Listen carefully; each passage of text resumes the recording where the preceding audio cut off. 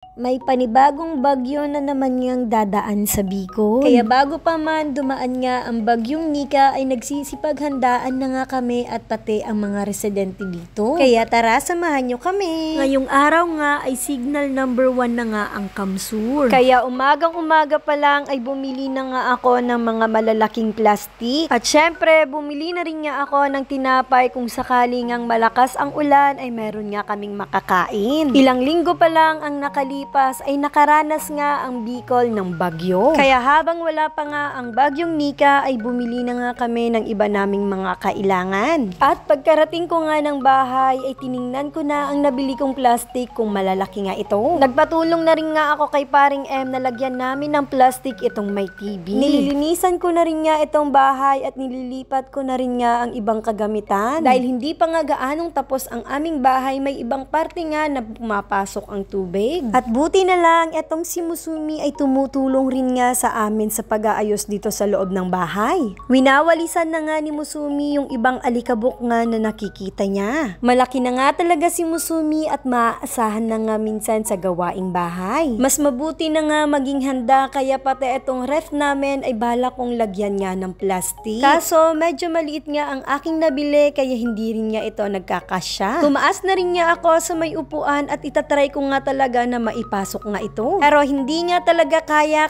sabi ko ipapatong ko na lang nga ito sa may ibabaw. Pagkatapos ay nagprepare na rin nga ako ng kaunti naming pananghalian. Nagsaing na rin nga ako para kakain na lang nga kami pag nagutom na. Buti nga dito sa amin ay maliwanag pa at wala pa namang mga pag-ulan. Pagkatapos ko nga mag-ayos sa bahay at magluto ay may pupuntahan nga kami ni Musumi at may titingnan. Titingnan nga kasi namin yung mga nagbabayanihan ng mga kalalakihan. Dahil nagbabayanihan nga sila sa pagtanggal ng mga nakabara sa may kanal. At pagkarating namin ay kanina pa pala sila dito at mga nagpapahinga muna ng kaunti. Tinatanggal nga kasi talaga nila yung mga nakaharang na mga ugat dito sa may kanal. Nung nakaraang bagyong Christine, isa nga ito sa dahilan kaya umapaw nga ang sapa. Dahil madami na ngang inanod na mga kahoy at mga ugat-ugat. At isa nga yung bahay namin sa dinaanan ng baha kaya halos mapasok na nga kami. Buti na lang nga talaga at naisipan niya ng mga kalalakihan na tanggalin na yung mga nakabara dito nga sa may malapit sa may sapa. At halos eto na rin nga ang natanggal nila. Oh, sabay-sabay!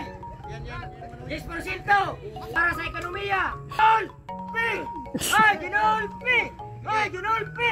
Ay, ginulpi! Sobrang bibigat nga talaga ng mga kahoy na nakaharang nga dito sa may sapa. Buti na lang at pinagtsatsagaan nga nila ito at nagbabayanihan. Holo! Dos! Tres! Holo! Dos! Tres! Sinisikap nga nila ito maalis agad bago pa man bumugso ang malakas na ulan ng bagyong Nika. Isa rin nga kasi ito sa naging sanhi ng malawakang pagbaha sa Duran Balatan dahil nag-overflow na nga itong sapa. Ganito nga kasi kalalaking mga ugat ang mga nakaharang nga sa may sapa. Halos sobrang lalaki nga talaga. Ginagamitan na rin nga nila ito ng pamputol para naman maputol na yung ibang malalaki nga pong sanga. Padilim na ng padilim ang paligid gawa ng bagyong Nika. Pero sana lahat ng pagsubok ay ating malampasan.